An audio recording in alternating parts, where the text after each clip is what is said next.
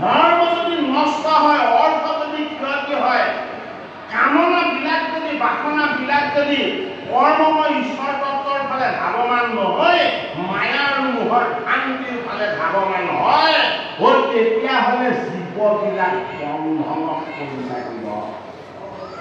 এই জীৱ উদ্ধাৰ নহ'ব, জীৱৰ মুখ্য লাভ নহ'ব। এই জীৱনৰূপী তীৰ্থটো হ'ল আনন্দৰ তীৰ্থ। আনন্দৰ তীৰ্থৰ নাম হ'ল কুল। ভাগৱতৰ পঞ্চম স্কন্ধ আমাক ইতিমধ্যে পদে কৈ গৈছে কাৰ কথা? কুল ঋষিৰ তীৰ্থৰ কথা। এই কুল ঋষিৰ তীৰ্থত ঋষভৰ জ্যেষ্ঠ তনয় ভৰতে জীৱনৰ মুখ্য সাধনৰ কাৰণে তাক তীৰ্থ কৰিবলৈ গৈছে। এয়া আমাৰ জীৱন। এই কুলৰূপী, এই দেহৰূপী আনন্দময় তীৰ্থত আমি মুখ্য সাধনৰ কাৰণে আহিছিলো এই জীৱন তীৰ্থলৈ। কিন্তু আমাৰ এই মুখ্য সাধনৰ পথত বাধা আহি গ'ল। বাধা কি?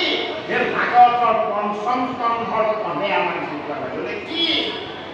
ঋষভ তনয় জড় ভৰতে, জড় ভৰত নহয়, ভৰত পাছতহে ভৰত হৈছে। ঋষভ তনয় ভৰতে মুখ্য সাধন কৰিম বুলি কুল ঋষিৰ আশ্ৰমলৈ গৈছিলে। কুল ঋষিৰ আশ্ৰমত গছৰ পকা ফল, কৰা পাত আদি খাই ব্ৰত আদি পালন কৰি জীৱন যুগেই কটাইছিলে। মাজে মাজে ভগৱানৰ নাম গুণ লৈছিলে।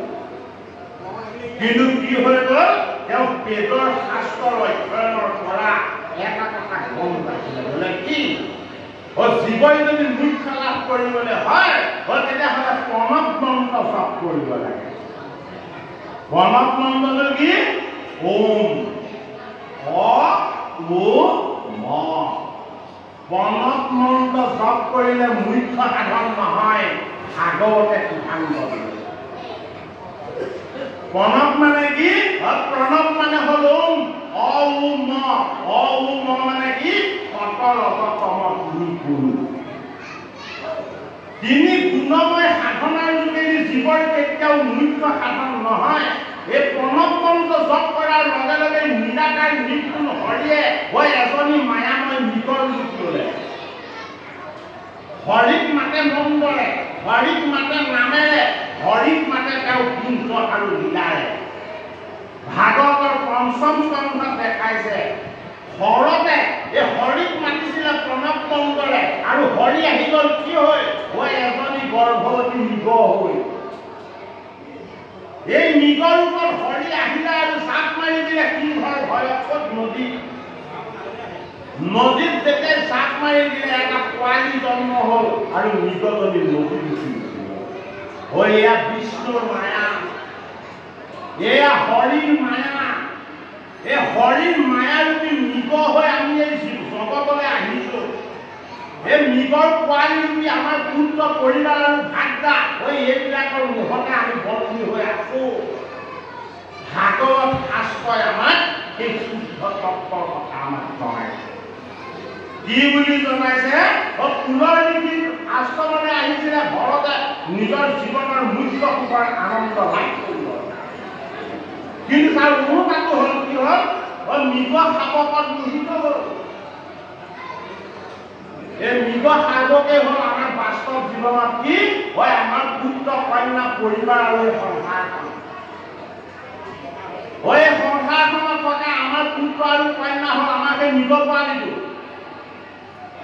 যলৈ নাযাওঁ কিয় সেই ভক্তি নষ্ট কৰিব বিচাৰে, ভগৱানলৈ মনত নকৰি কিহৰলৈ মনত কৰি থাকিব বিচাৰে।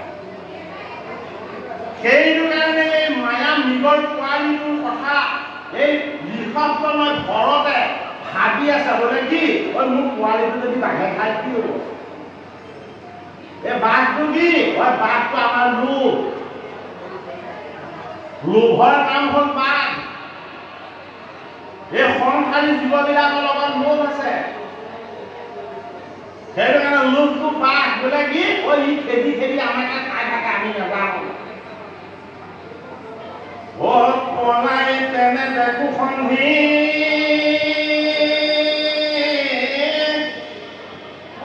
দিনে দিনে গৃহবন্দী এ ভয়নে মনে মনে রজুগুতি এ তুবা হরি লাগুর মোর মায়া পাখে সুর অসংসারে করয়কা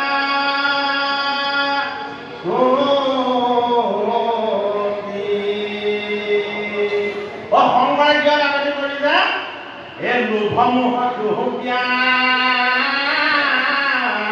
এ পতকে নচালে নাই এ ৰাখো ৰাখো এ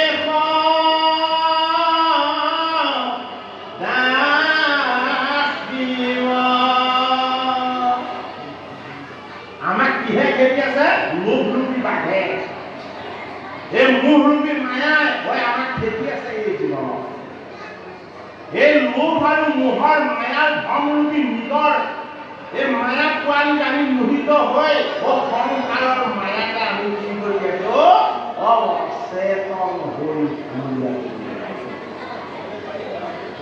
ভাগৱতৰ পঞ্চম স্কন্ধ ভৰতৰ কুলনীতিৰ আশ্ৰমত গৈ মুখ্য সাধনৰ কথা আমাক জনাইছে কিয় জনাইছে হয় আমিও মুখ্য কামি দিব এই জগতলৈ আহিছিলো সংসাৰলৈ আহিছিলো আমি হৰি সুখৰ আনন্দৰ যোগেদি এই জীৱনৰ জলবন্ধনৰ পৰা আমি মুক্ত হৈ ঈশ্বৰ সুখৰ আনন্দত আমি যাতে এক হৈ যাব পাৰো সেই উদ্দেশ্যতে জগতৰ হৰিয়ে আমাক এই পৃথিৱীলৈ আনিছিলে এই ব্ৰহ্মাণ্ডলৈ আনিছিলে এতিয়া কি হ'ল এই ভৰতে গৈ সুগময় সাধনা ত্যাগ কৰিলে এই মৃগপালিটোৰ কথা ভাবি থাকিবলৈ ল'লে মৃগপালিটো কেনেকৈ বাধা খাইছে নেকি সেই কথা চিন্তা কৰিবলৈ ল'লে আমাক এতিয়া সেই কথা পদে জনাইছে এই কুকুৰে চিকালে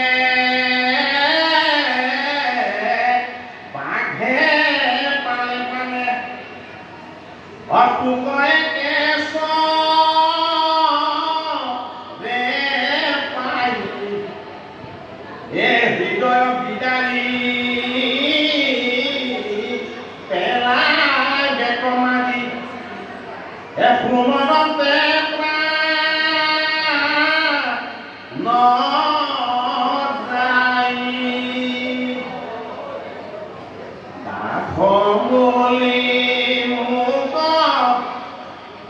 ৰক্ষা কৰম তোক এতো ৰকে মনে লয় মোৰ আনমতে তোৰ অনে দেখো ৰক্ষা ৰহে ও দিন গোট গল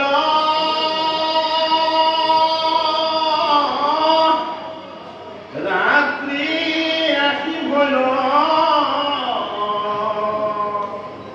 এই অস্ত্ৰাগত ভৈল সূৰ্য এ তথাপি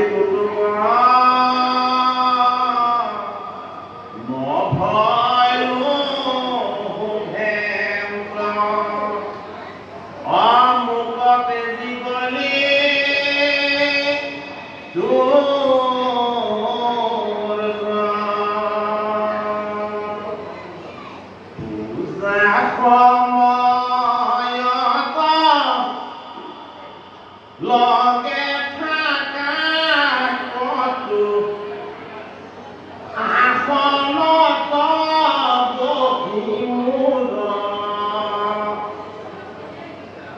মোৰ গাঁৱে আহি কন্দকি কলয় কোকোমল সিংহে তোৰ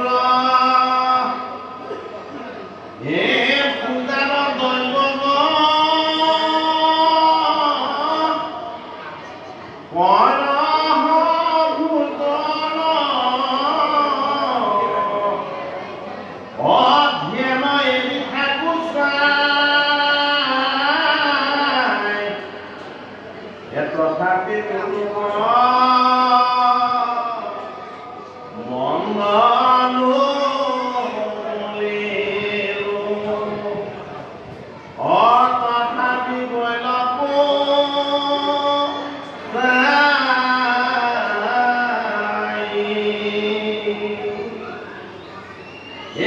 জানিলো যিহেতু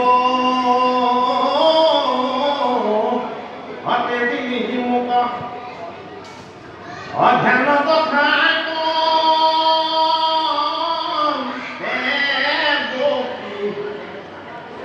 এ হাতৰ কুশত এ কামুৰিছিলি অদেখিয়া পুৰুষ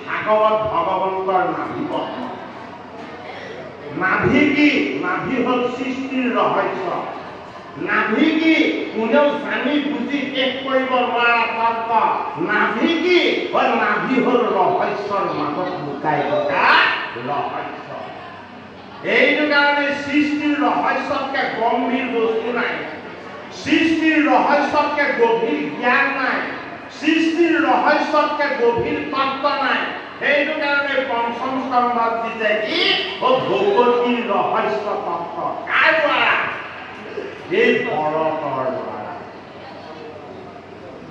ঈশ্বৰ কৃষ্ণ কোনেও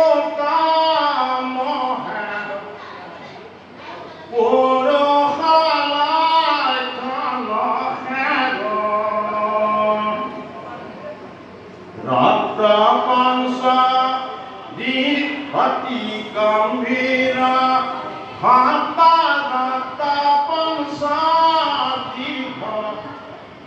উন্নত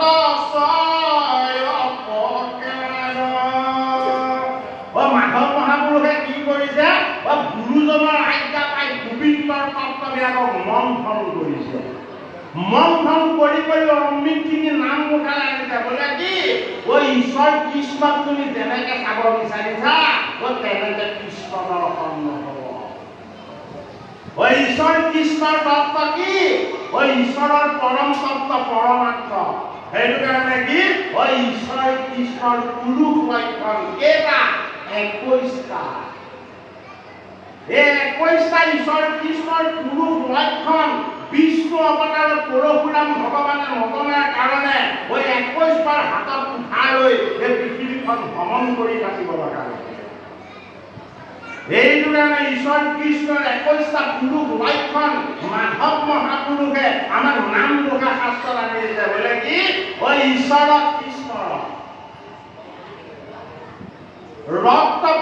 ৰক্ত পক্ষী গমন গম্ভীৰ বচন গম্ভীৰ গম্ভীৰ নাভি কমল এই দিগম্ভীৰ স্মৰণে কৃষ্ণৰ মিলয় মহামংগল আমাক কি লাগে আমাক অমংগল নালাগে আমাক সদায় মংগল লাগে আমাক সদায় কুশল লাগে আমাক সদায় ঐশ্বৰিক আনন্দ লাগে সেইটো কাৰণে আমি কি জানিব লাগিব ঈশ্বৰ কৃষ্ণৰ গাম্ভীৰ্যপূৰ্ণ তিনিটা তত্ত্ব আমি জানি বুজি ল'ব লাগিব যদি আমি নলওঁ কি হ'ম এই মুখ্য সাধনৰ কুলৰূপী দেহ কি হ'লে আমি আহিছিলোঁ আমি মৃগ শাবকত মোহিত হৈ থাকি যাম সেইটো কাৰণে পঞ্চম স্কন্ধত আমাক কি দিছে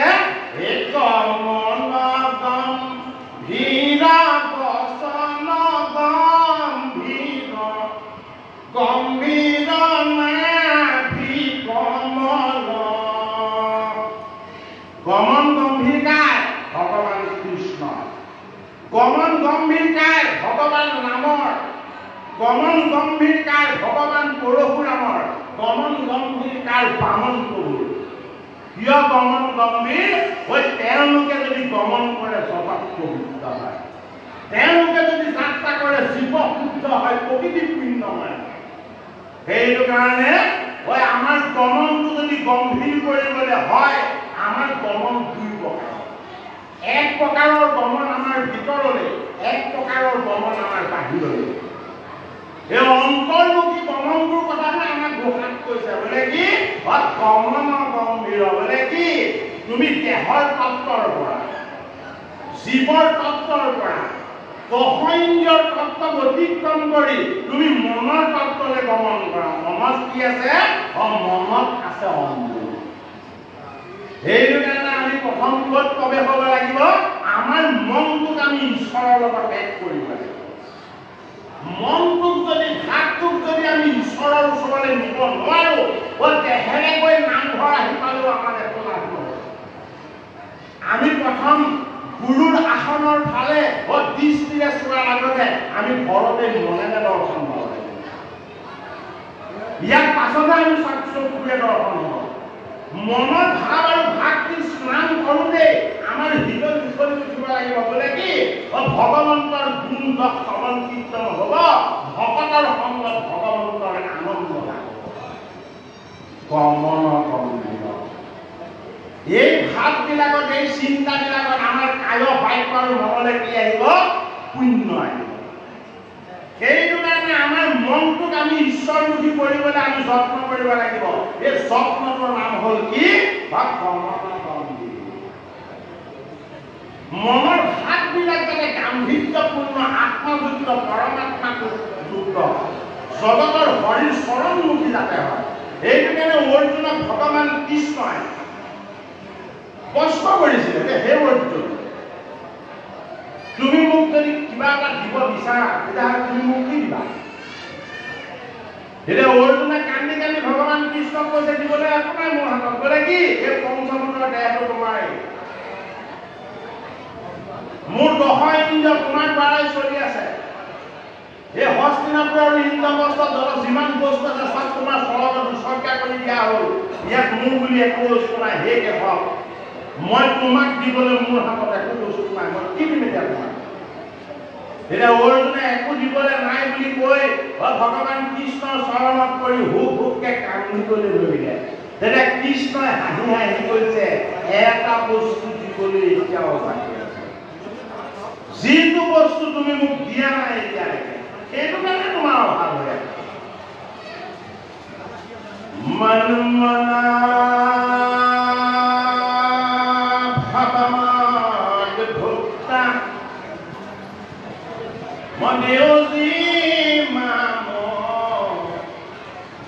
নমস্কুরু মাম এব বৈশ্বসিয়োগতা বানম আত্মনা মৎপরায়ণা।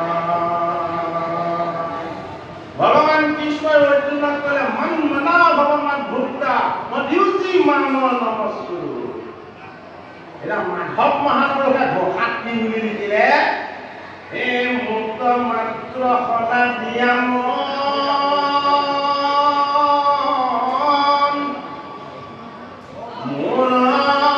ভক্ত হোৱা সৰ্বক্ষম হে মোক পজামা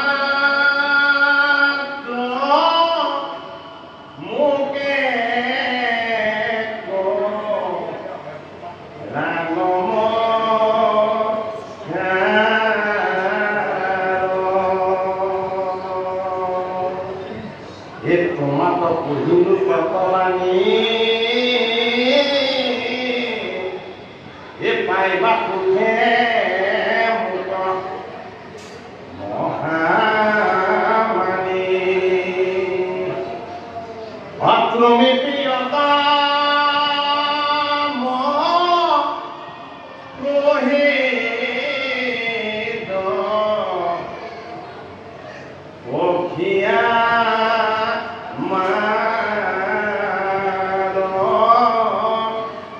তুমি প্ৰিয়তম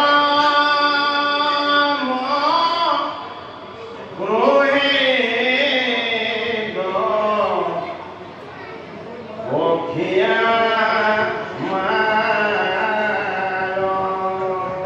এই ভৰত কুলৰ নীতি আশ্ৰমলৈ গ'ল মনটো কাক দিলে মনটো মৃগ পোৱালিটো দিলে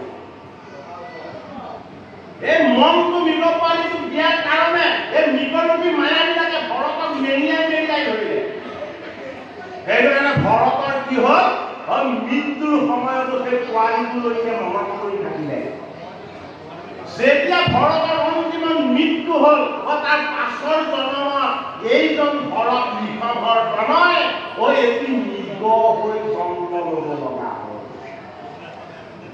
ভাগৱতৰ পঞ্চম স্কন্ধত জীৱৰ শব্দ দিবলৈ কি তুমি নৰতনু পালা তাৰ পাছত যাতে তুমি নিম্ন গুণিলে বহোৱা এই জীৱশ্ৰেষ্ঠ নৰ হৈ তুমি যেতিয়া জন্ম পাইছা তুমি তাৰ পাছত আকৌ পশু জন্ম তাতে ল'ব নালাগে তাৰ কাৰণে তুমি সাৱধান হোৱা বোলে কি এই পঞ্চম স্কন্ধ এই ঋষভতনয় ভৰতৰ উপাখ্যান দি তুমি এবাৰ শ্ৰৱণ কীৰ্তন কৰি সেই তোমাৰ জীৱনটো ভৰাই লোৱা সেইটো কাৰণে আমাৰ কি হ'ব লাগিব কমন গম্ভীৰ হ'ব লাগিব কমন এই মনৰ ভাৱ চিন্তন আৰু বোধ কাক দিব লাগিব এই ভগৱানক দিব লাগিব ভগৱানক যদি আমি মনটো দিওঁ ভাৱবিলাক দিওঁ চিন্তনবিলাক দিওঁ বাক্যত কোন আছে বাক্যৰ শক্তি হ'ল ভগৱান কৃষ্ণৰ শক্তি সেইটো কাৰণে বাক্য গম্ভীৰ হ'ব তৰাংগ হ'ব চঞ্চল হ'ব ভগৱান কৃষ্ণই যদি বাক্য ৰাখে কি হয়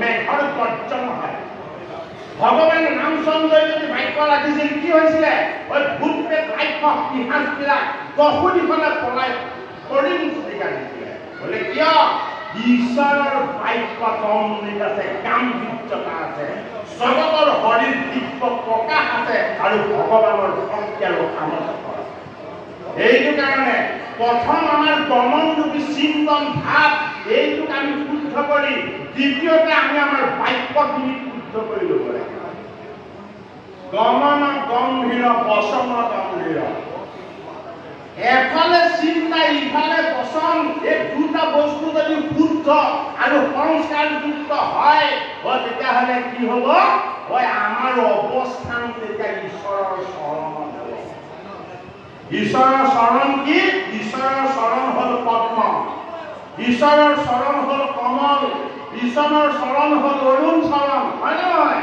সেইটো কাৰণে কি বুলি কৈছে কমল গম্ভীৰ বচন গম্ভীৰ গম্ভীৰ নাভি কমল তুমি নাভিৰ পুত্ৰ হৈ ভৰতৰ ভৰত হৈ ঋষভ তনয় হৈ নাভিৰ নাতি অৰ্থাৎ নাভিৰ পুত্ৰ হ'ল ঋষভ এই ঋষভৰ পুত্ৰ হ'ল ভৰত এই ভৰত ৰূপেৰে তুমি জীৱন পাই এই জীৱন তীৰ্থৰূপী ফুলৰ ঋষিক আশ্ৰমলৈ তুমি সাধনা কৰিবলৈ আহি মনটো যদি মায়াত লগাই থোৱা নিজত লগাই থোৱা মনটো যদি তোমাৰ সংসাৰৰ ভাৱনাবিলাকত লগাই থোৱা তেতিয়াহ'লে তোমাৰ